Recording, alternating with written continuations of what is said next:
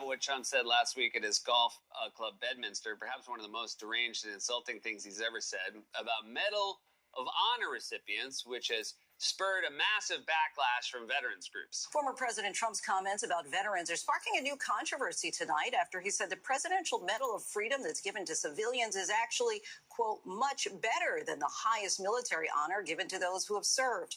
Trump was addressing Republican mega donor Miriam Adelson, who he awarded the Medal of Freedom when he was in office. We gave Miriam the Presidential Medal of Freedom. That's the highest award you can get as a civilian. It's the equivalent of the Congressional Medal of Honor, but civilian version. It's actually much better because everyone gets the Congressional Medal of Honor. That's soldiers. They're either in very bad shape or they're dead. She gets it, and she's a healthy, beautiful woman. I'm just impressed he didn't follow up calling her a beautiful woman by saying, although I'm much better looking than her.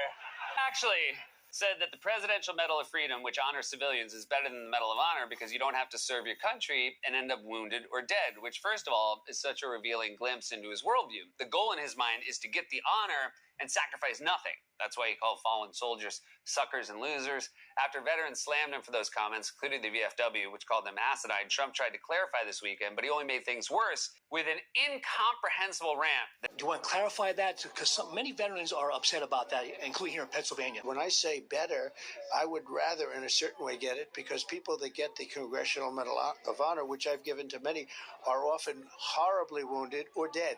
They get it posthumously. When you get the Congressional Medal of Honor, I always consider that to be the painful thing to get it.